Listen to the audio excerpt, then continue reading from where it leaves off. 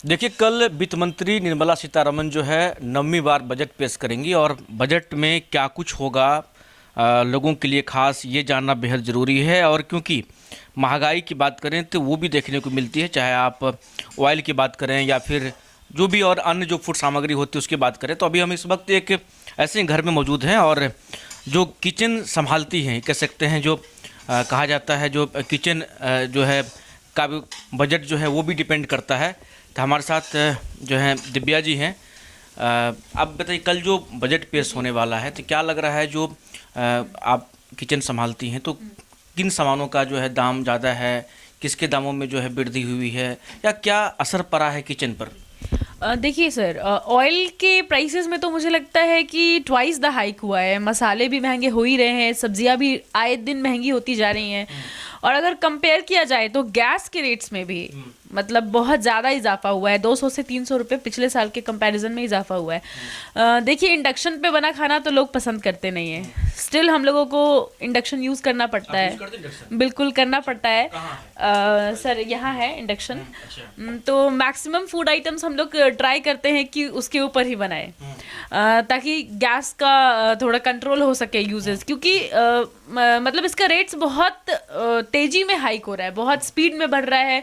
मसालों का भी, तेल का भी, एवरीथिंग का रेट बहुत ज़्यादा ही तेजी में इंक्रीज हो रहा है। अच्छा, ये कह सकते हैं जो कहते हैं मोदी जी कहते हैं जो विकसित भारत 2047 तक बनाएंगे। क्या लग रहा है जो विकास में भारत में हो रहा है, विकसित हो रहे हैं लेकिन महंगाई ज़्यादा है, ये कह सकती हैं? बिल्कुल।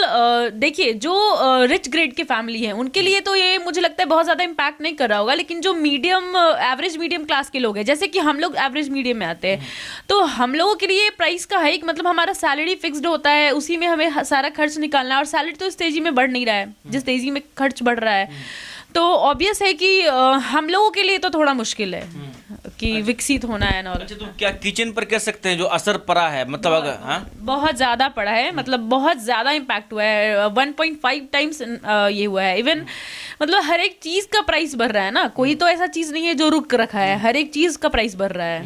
दाल वगैरह कैसे देखते हैं, जो अरहर के दाल हैं, ये हैं? बिल्कुल दाल का प्राइस बढ़ रहा है, मसालों का, तेल का, रिफाइन का, गैस, मतलब कुकिंग जहाँ से शुरू होता है गैस से, वहाँ से लेकर के जहाँ पे एंड होता है, हर एक चीज़ का प्राइस हाइक हो ही रहा है। आप लोग क्या चाहते हैं, जो बजट हो तो क्या प्रावधान हो, मतलब खाने पीने की चीज़ें की कीमतों में कितनी कमी होनी चाहिए, क्या होना चाहिए?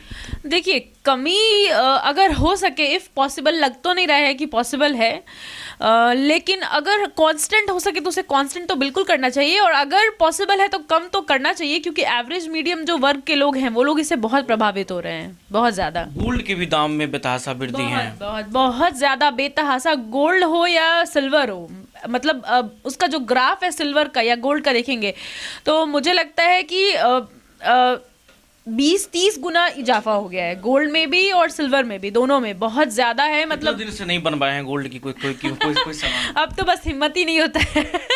जीवा के शॉप पे निकल पड़ते हैं, वहीं से लेते हैं, वही पहनते हैं। हम लोग लगता है हम लोग अफोर्ड नहीं कर सकते गोल्ड, क्योंकि इतना महंगाई बढ़ चुका है। खाने और जो भी बेसिक नीड्स है, पढ़ाई, वो सब तो करना ही है, हेल्थ, एजुकेशन। वित्त मंत्री से क्या आप लोग अपना मैसेज देंगे, क्या बोलेंगे? हमारा तो यही है कि भाई कुछ प्राइसेस आप अगर इफ कम कर सकते हैं तो प्लीज़ इस पे होइए, क्योंकि कम से कम बेसिक नीड्स जो है, ठीक है, जो भी लाइक वो है कि जो सब लोगों के लिए ज़रूरत नहीं है, नेसेसिटीज़ जो है उसको थोड़ा सा नेसेसिटीज़ को हम लोग प्राइसेस को कम कर दें, और जो लग्जरी है उसको एज इट इज़ रखिए, बढ़ाना है बढ़ाइए, लेकिन नेसेसिटीज़ के प्राइसेस को तो बिल्कुल कम करना चाहिए या फिर कांस्टेंट तो ज़रूरी कर देना चाहिए।